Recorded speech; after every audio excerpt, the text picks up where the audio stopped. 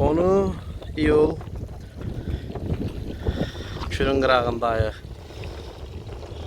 Balıq qızardıram burada. Gəlmişik maşallah, gözəl məkan. Bizim qonaqlarımızdır. Daha doğrusu biz qonağıq. Bəhmən əmin qonağıyıq bugün. Samıq elində. Burada balığımızı qızardırıq. Yavaş yavaş. Şamayka.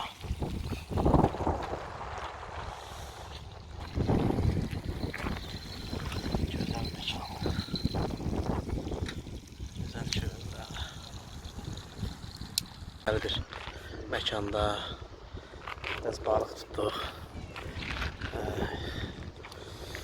Burada oturuq, qızardıq. Yavaş yavaş, bala bala. Pişirəcək. Bəhmən abidir. Ocağımız. Şamaykalar da bunlar. Güzel.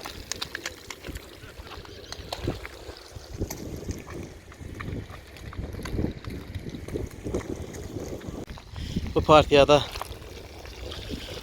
taxta severlərə gəlsin. Sudak taxta severlər, qarışıq mallar mağazı. Bu ulğun ağacının yarpağını atmışam bunun üstündə. Bunu yağa balıq qızardanda bunu təzə kəşf etmişəm mən. Bunu yarpağından tullursan yağın içinə qeyri-adi bir dadı verir. Yəni prob edə bilərsiniz.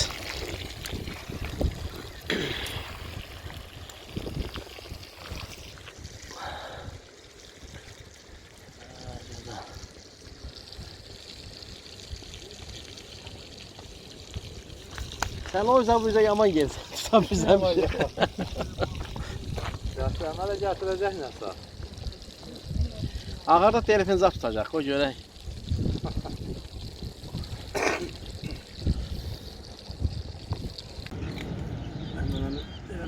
Penzo gider.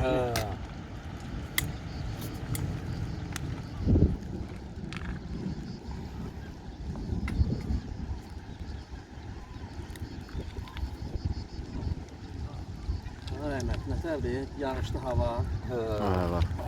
Yavaş yavaş, narın Yavaş yavaş. Bayaqdan istem pişirdik.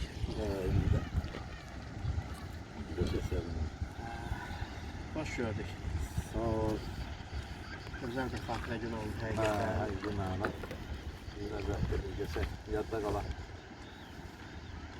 Allah sana sağlık. Sağ ol. Sağ ol. Hemen Nuş olsun. Sağ ol ağadan. Nuş olsun. Başka sağ ol. Sağ ol. Sağ ol.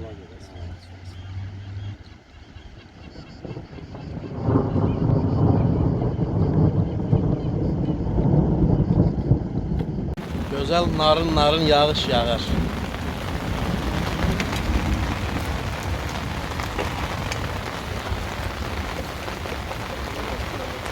Bəhmən əmi, bayaqdan isten yanırdıq, indi də yağış bizi qovuval açıb zontikin altına. Gözəl. Yağışın da başqa bir ləzzəti var.